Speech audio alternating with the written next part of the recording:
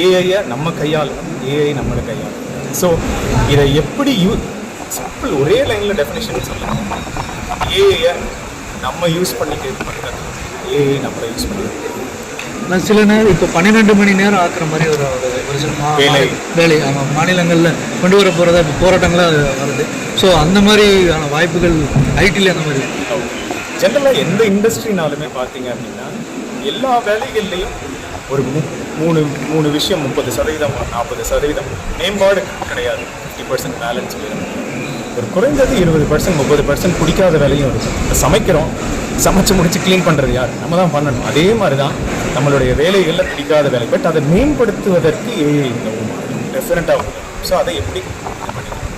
ரெண்டாவது, கோவிட்ல நான் ஸ்பெசிஃபிக்காக இண்டஸ்ட்ரி ஸ்பெசிஃபிக்காக மனிதர்கள் ஸ்பெசிஃபிக்காக உணர்ந்தது, எனக்கு நல்ல வேலை பிடிச்ச வேலை கிடைக்கலன்னா வீட்டில் வேணா இருப்பேன் அப்படின்னு. அந்த தைரியம் ஒரு விதத்தில் நான் பாராட்டுவேன், கம்ப்ளீட்டாக கிடையாது.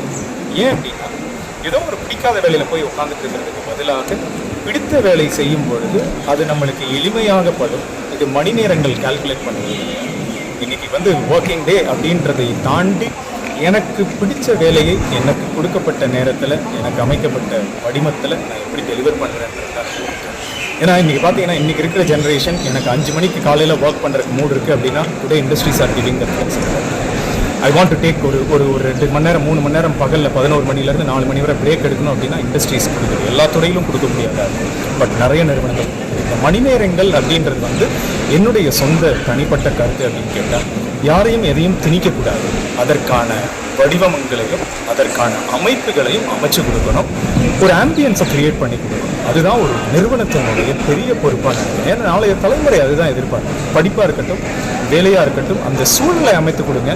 தயவுசெய்து இந்த நேரத்தில் இது பண்ணணும்னு சொன்னாலும் சொல்லலாம், கேட்கறதுக்கு